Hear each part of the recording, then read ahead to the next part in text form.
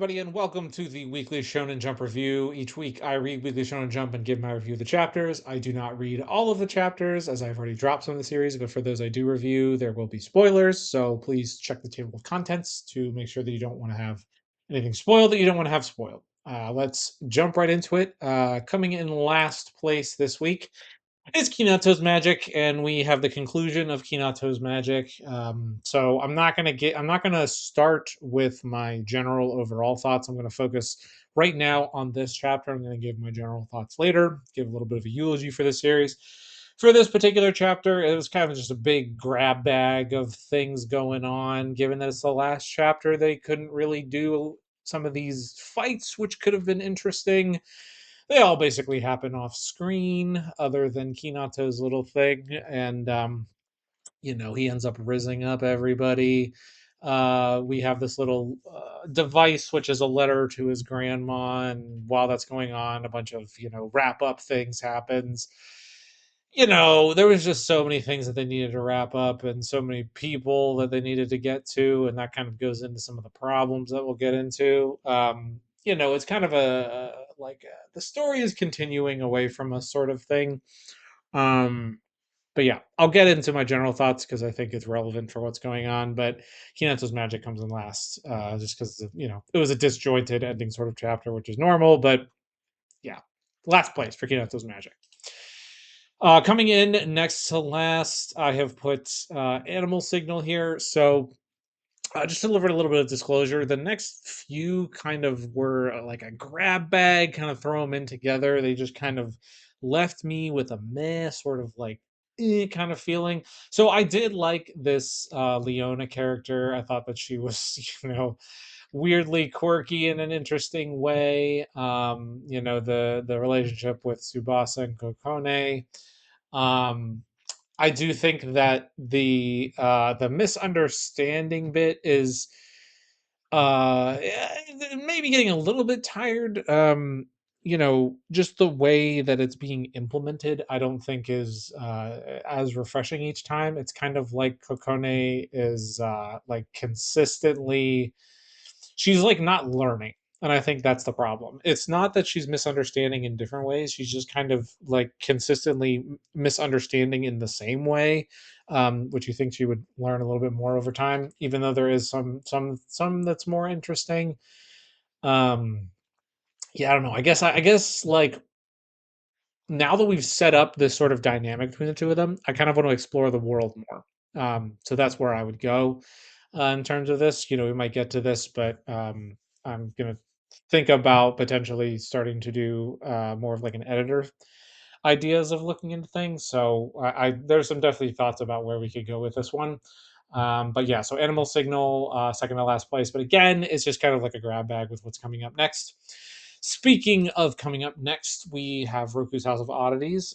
So this, I put it above Animal Signal because I think that there were some of the gags that were just funny. Like I like this title, the title card. I did think it was funny, and it had like interspersed of like funniness going on.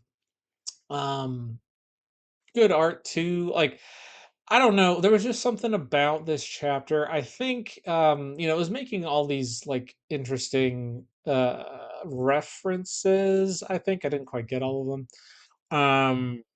And like there's an element to slice of life that I think can be done effectively.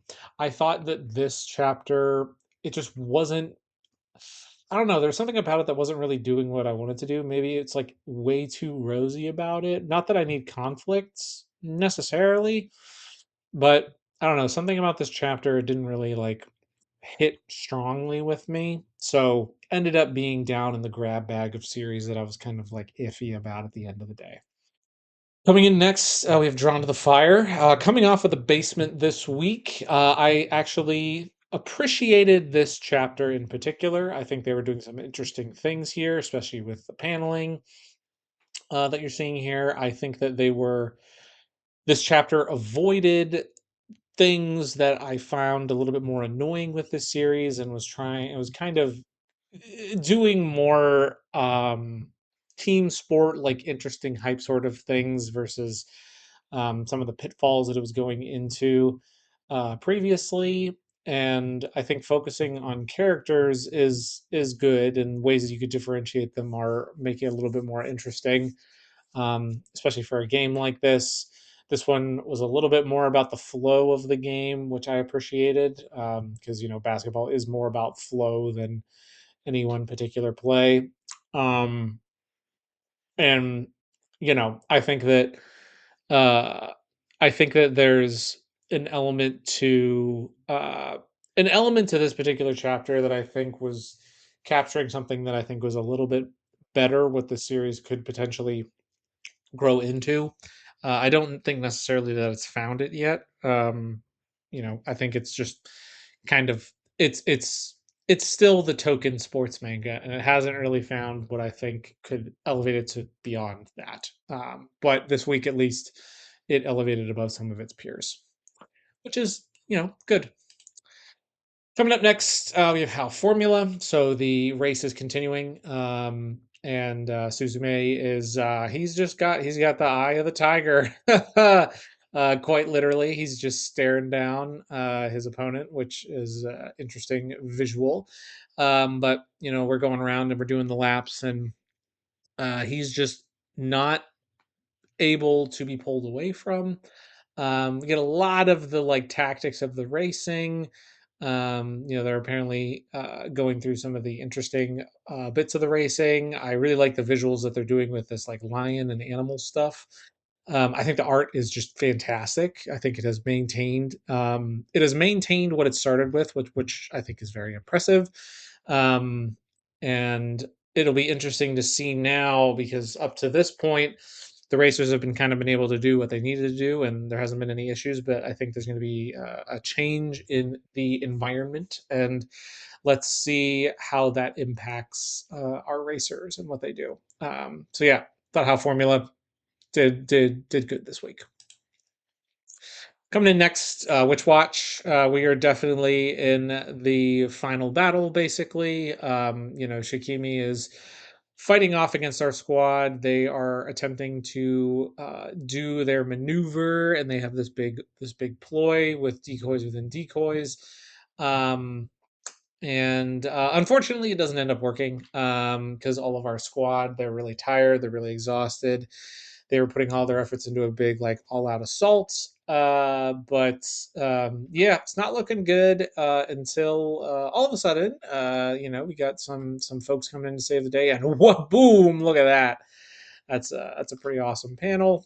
We got Ron the ogre has come to help out Moy in his time of trouble. Miharu is able to do a little battery sharing with Moy, and it looks like they're going to do some double ogre action. So yeah, I thought that there was decent action in this, decent strategy. Appreciated that. I think it was very interesting how they went about doing that fight there. Let's see where it goes from here. Coming in next, yeah, Sakamoto Days jumped up a little bit for me this week. Not because it has become any more sane or normal.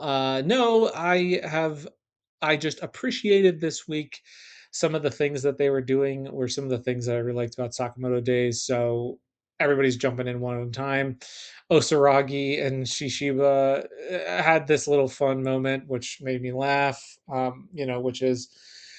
Which is a strong thing to be said. And then just the fight is continuing at its silly, crazy pace. Lots of collateral damage this time, which nobody really cares about. Um, but Slur is crazy and just can't be stopped. And Nagumo's like, "I'm going to take out one of your eyes," which he does. And but even in that situation where Nagumo is potentially off screen, which I don't think he is, but even in that situation, we get the Sakamoto killing Sheen in his mind joke coming back, because Sakamoto, yeah, Sakamoto's fine. He's no problems. Because there's no consequences for any of these characters. We'll probably like come back next week and Slur will have both of his eyes and he's fine. He'll be like, "Oh no, you missed my eye. There's no problem." This series, it's just it's gone silly mode, and I know it's always been a little silly, but it's like super silly and like in a silly that's not as compelling as it used to be. But anyway, so I did enjoy this one more than I had previously, so I put it a little bit higher this week. Coming to next, we have Underdoctor. So this was also a version of Slice of Life because we follow Shu Li, and we follow Shu Li through two things. One of them is thinking about why he wants to be a doctor, like what is his reasoning for being a doctor, but at the same time, he just needs help with his homework. So first, he asks a sexual predator. Sexual predator doesn't help at all because, of course, he doesn't. Then we go to Chiwako, and unfortunately, Chiwako is just way too dang busy, and I'm sure she would be able to help, but she's just got too much going on. So by the time she's back, she's not really able to help. So he goes to Haiji. He doesn't want to go to Haiji, but Haiji and Shuli have a very interesting conversation about why he wanted to be a doctor, which I did find interesting. And then Haiji does help Shuli with his homework. And, we see a little bit more about why and what is going to be motivating Shuli. So, yeah, I did like this chapter. Thought it had good heart to it, good backstory. So, just a nice, solid Underdoctor chapter this week. Coming in next, we have the adorkable twins in Someone Hurts. This week, we have a lot more of the school festival preparations are going on. Mizuo is going at full speed. There's a lot of like montagey type things as things are going on. And then the gang go into the broadcast booth. And you know what? They basically act like they are doing a radio show, which is adorable and is exactly the kind of foreshadowing that I am here for. And it was just super cute. And I would love it if we get through the high school times and then they start a radio show, and then we just continued following them in their radio show. And then 500 chapters later, we're having tons of fun. I would love that. That'd be great. Sign me up. I'm in. Coming in next, we have Shinobi Undercover, an old guy with arm cut off number one. So Yodaka's mentor here is in a bit of a bind because his power relies on his arms, and now he is half as strong as he used to be. But this week is really about Umineko and Suzume, and honestly, it's really about Suzume. Suzume is taking center stage here because even though Umineko is in his fight, he's struggling a bit, and Suzume is also struggling when a second foe comes in, and things seem to be really on the ropes for our gang because the Flower Man's bullet powers are seemingly taking over Suzume. But yeah, no, Suzume, she built different.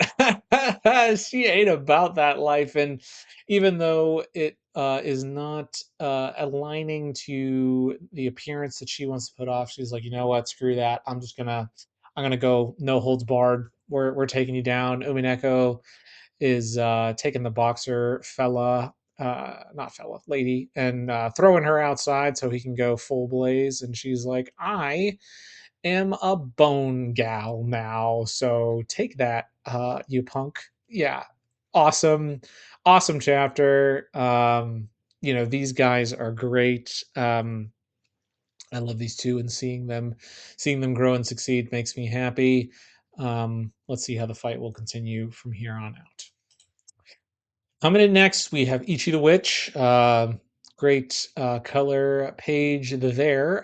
But our fight with this magic is continuing on. Goku Raku gets the initial blows in, but unfortunately, magics they can't die. So even though he does get the fights in, he can't. He still gets trapped, which would have put him in a bit of a bind, but then he goes full android mode and rips his arms off, which, luckily saves him from this magic's magic and gives the best, greatest witch of all time, Descaress the Time, to get her magic onto this magic, the magic that forces them to speak the truth.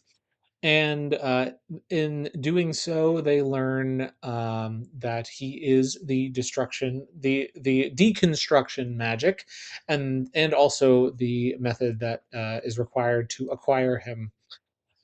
So the gang will be doing that from here on out, and yeah, I thought that Des Crest was being awesome again. I do think that this deconstruction magic, he's got a lot of powers, and he seems a very intimidating foe. So much so that Descrest is like, all right, I can't fight him head on. Let's just run. Yeah, I thought that was fun. Another good chapter this week from Ichi the Witch, but as you can see, relatively low for this series, and that was only because the series ahead of them really stepped up their game. So let's jump into the top five. Coming in at number five, we have Akane-Banashi. Again, low for Akane-Banashi, especially for me, given how much I like the series. And that is nothing to me disliking it at all. In fact, I like it. So we continue with Zensho Arakawa, who is going through his story. And we learn that his particular brand of Rakugo makes it so he puts himself into the minds of the listeners. And so all the characters just tend to have a Zensho Arakawa feel, which lends itself to being unintentionally funny. And I do think that this chapter was funny, but also it kind of is a bit tragic for Afro Guy because even when he is trying his absolute hardest to be, acting and trying to play it straight, everybody finds it hilarious because it just does not fit his image, and he's the clown, and so when the clown tries to be serious, it comes across as funny, and yeah, he doesn't understand.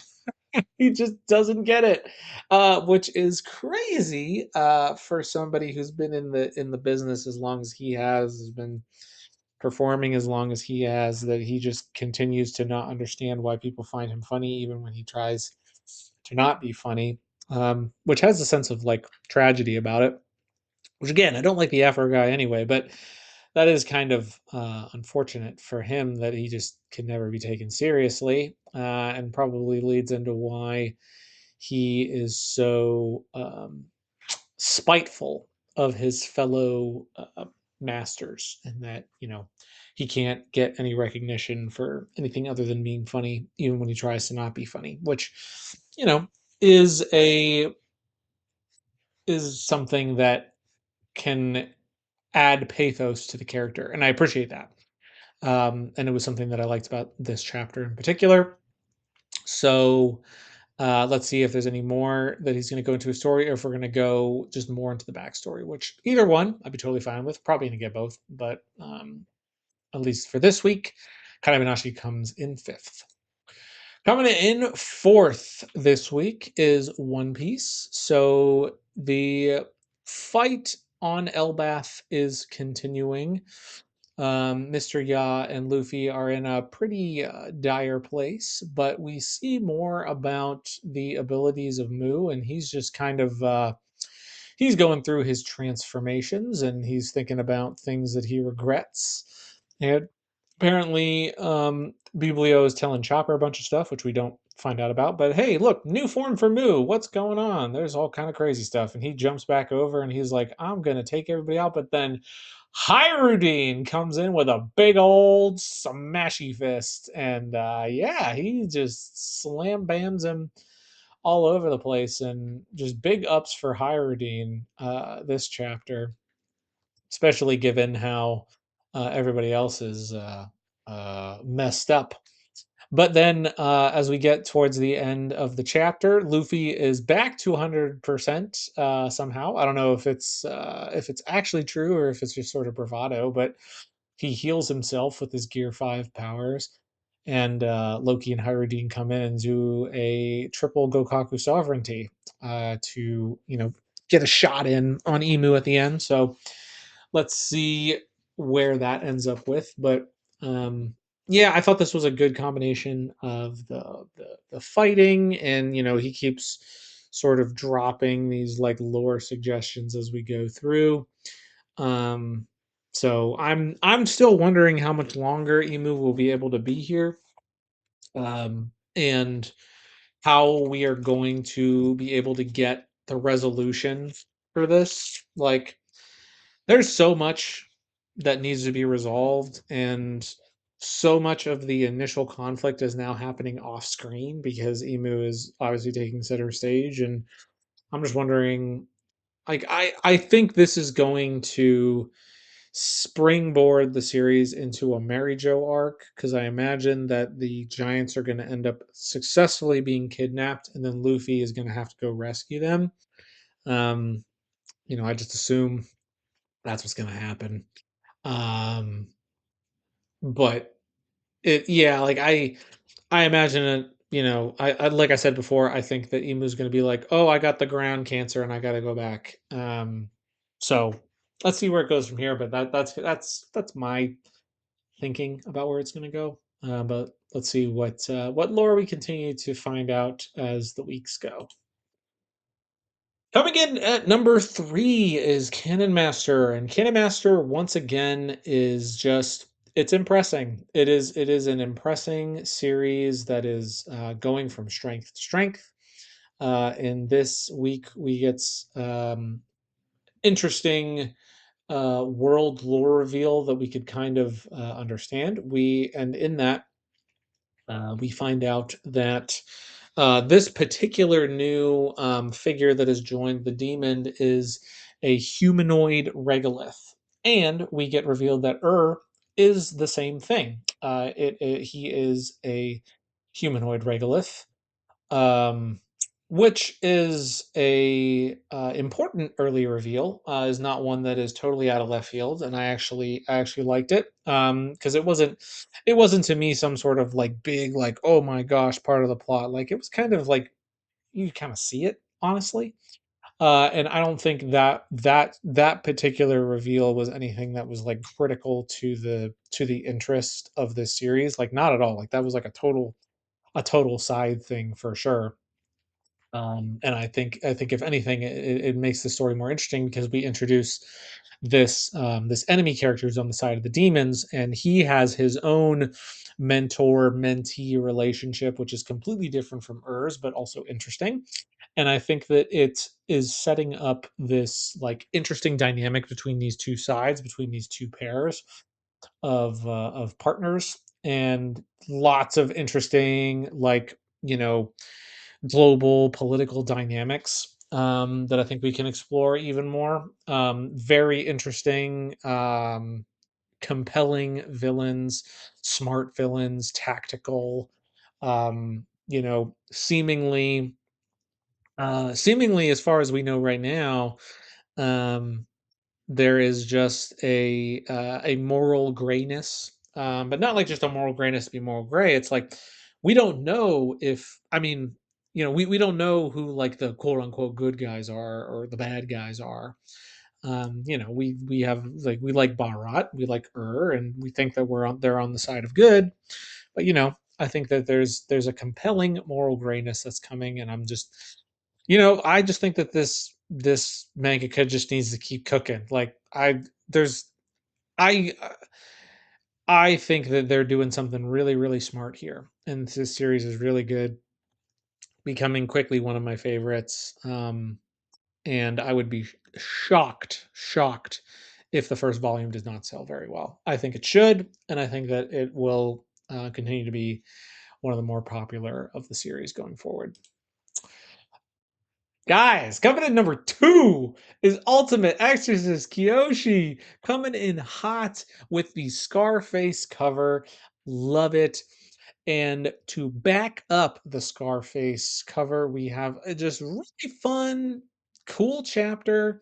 Akari and Kiyoshi are going to see the delinquent grandson of the headmaster, because he seems to be, you know, not public enemy number one, but at least he's like prime suspect for folks. Is that like he's just kind of a delinquent, and he kind of comes across as like, yeah, he seems like he may be involved, but for all the bravado, for all the chunibyo antics of him and his friends, they are not strong enough to take care of Kiyoshi. Kiyoshi just kind of swats him to the side, because he's just way too powerful for them to take on. Even though their powers are interesting, they have an interesting set of powers that I think will be cool to explore going forward. And we know that we are going to explore them going forward because they're joining Kiyoshi on their quest. Because once Kiyoshi is taking care of them, shown he was superior, they're like, hey, yeah, like we didn't do it. We're just kind of fighting as a form of communication. We also have a strong alibi for how we couldn't have done it. So they end up joining Kiyoshi. Yeah, loved the action, loved the sort of gags, loved the aura. Um, really, really have been enjoying reading this series so far, and so it felt right to put Ultimate Exorcist Kyoshi as high as I did. Definitely, for me at least, deserved the number two ranking this week. So I really am looking forward to the series and hoping that they keep it up going forward. And coming in at number one this week is Kagurabachi. So, Roku Hero is continuing to Roku Hira, apologies. Roku Hira is continuing to work on the Danten Seki and is continuing to use the smelting forge. And the smelting is now getting to a very volatile, very high temperature phase, such that it's kind of a they can't stand the heat, get out of the kitchen kind of thing.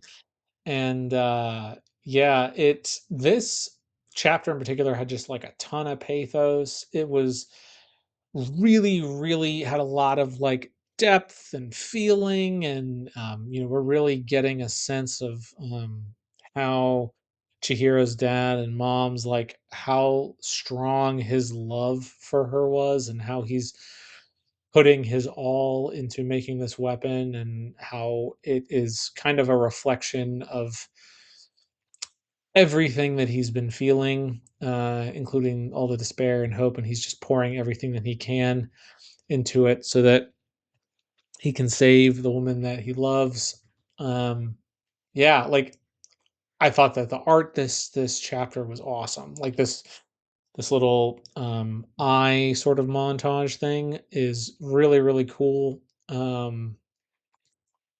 Just having the bottom one of the flame going into her with the fireworks, I thought was just a really clever, really interesting way of going about it. Yeah, like to me, easy first place for Kagurabachi. I think ever since it's come back from the break, it has come back at just an extremely high level from the writing, from the action, from the art, the direction, all of those things. I think has cemented it as back into the top echelon of the magazine. So super, super, proud of Kagurabachi and what it has done. So chapter number one this week.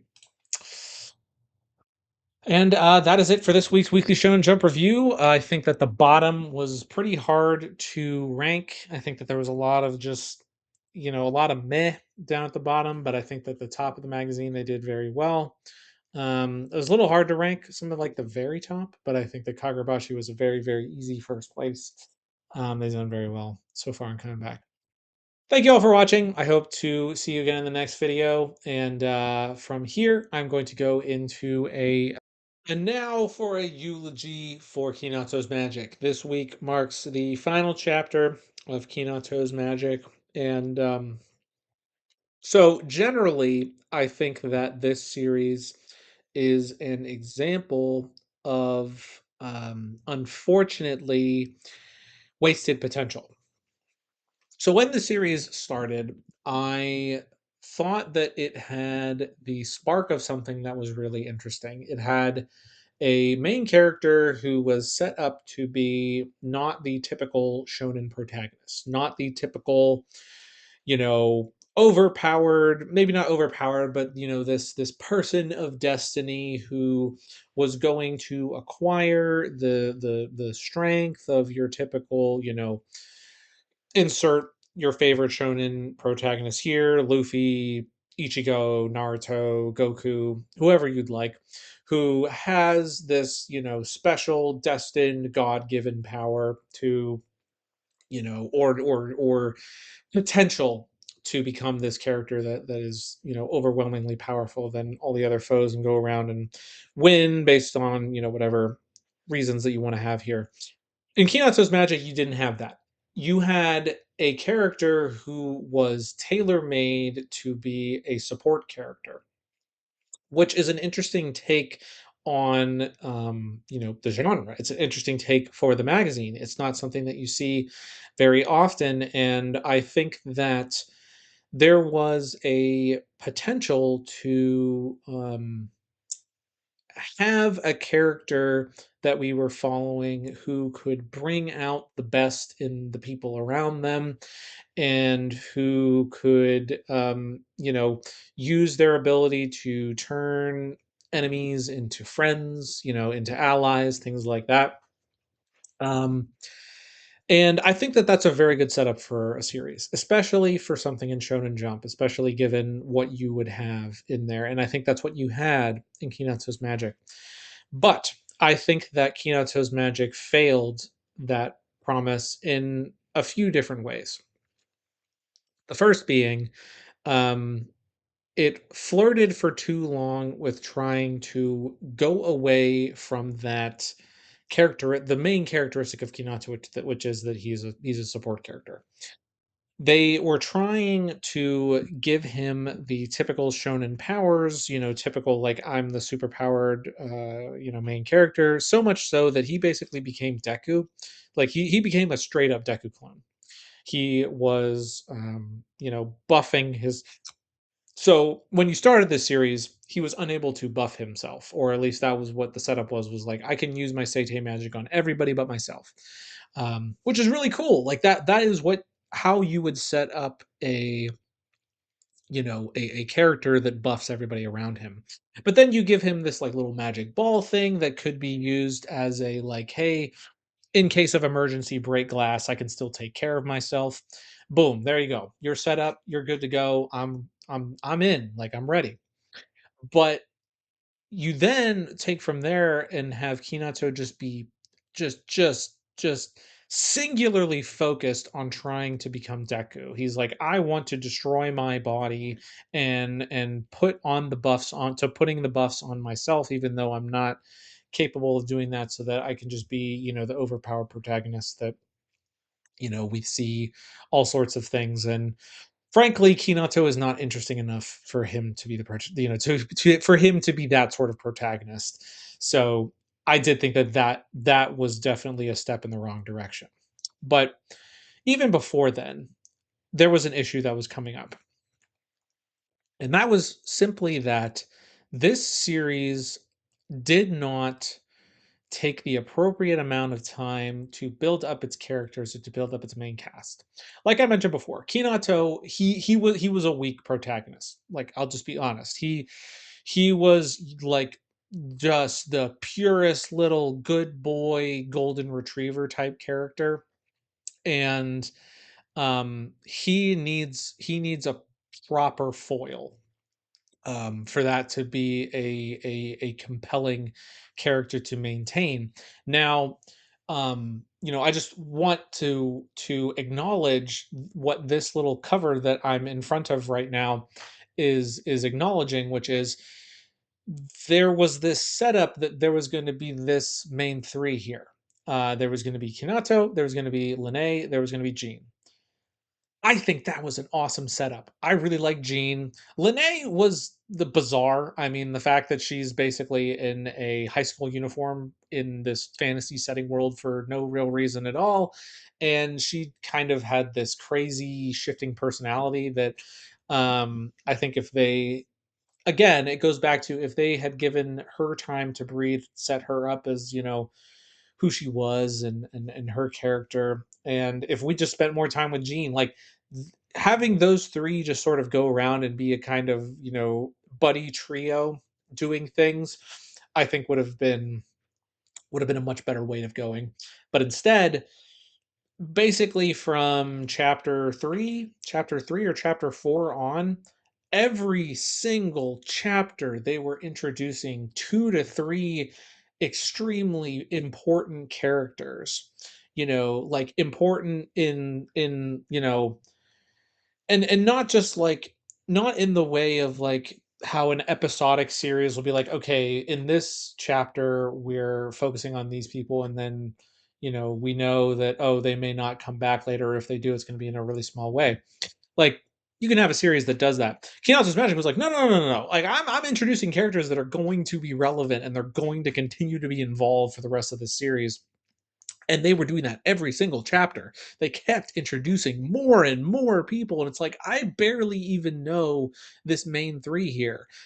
How am I going to keep track of all these people, and I don't even remember half of their names? And you know in doing this thing where you keep introducing all of these characters, they start just being reduced to these nothing burgers, or these complete, just like don't even feel like real people. Like, we have to make it so blatantly obvious what we're trying to go for here. I mean, the rival character, like, who knows what his name actually was? I don't remember at the end of the day. And again, who, it doesn't really matter.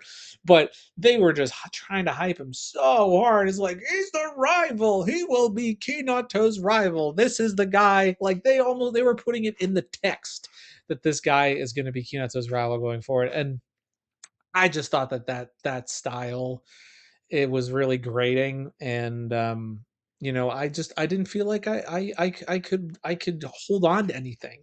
And that was ultimately the problem. That is why I think for a lot of people this series felt so generic, it felt so blah, it felt so just nothing, was because at the end of the day, what could you hold on to? You couldn't hold on to Kinato being a support character because he did it a little bit, and then they shifted and spent way too long trying to make him not a support character. You couldn't hold on to Kinato's personality because he had nothing to be a foil against. So it's just this constant, golden retriever energy with nowhere to put it. You couldn't hold on to Lene because she's off screen for most of the thing. Like, she wasn't even involved. Same thing with Gene. Gene's there for the first couple chapters, and then he's gone, and then he shows back up whenever they go to the Ninja Lady Village.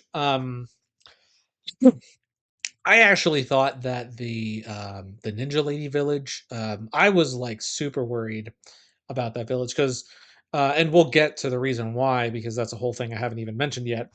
But I thought that little mini arclet was doing a much better job of allowing characters to breathe, allowing characters to interact with each other, such that you got a better sense of who they are. But again, Gene was there and Gene did nothing. I mean, Gene did absolutely nothing. Gene in particular, I think, was a super waste of potential of a character because he did nothing for this whole series. I mean, even though he was there, he was in jail the whole time, and then all the cool stuff he did was off screen.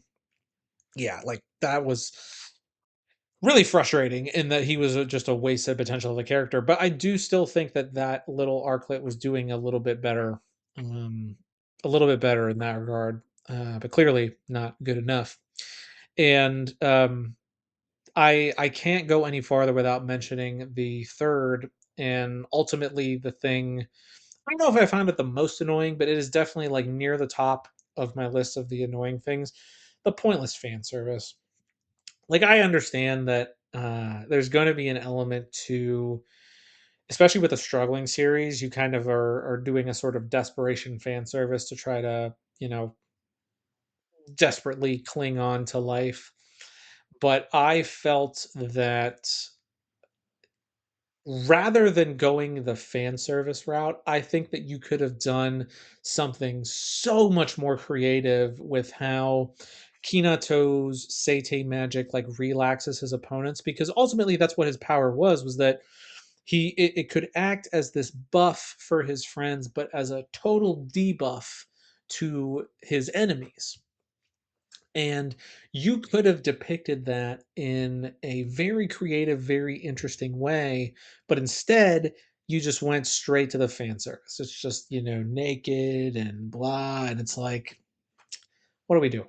And it was just annoying and frustrating. And um, ultimately, fan service doesn't tend to be my bag, but I think that even with fan service, there are ways that you can do it that were better than this, which was just like, it was clearly like, we're trying to do this to maintain your interest. Like, oh, look over here, look at the, dangle the keys, like, oh, look at this.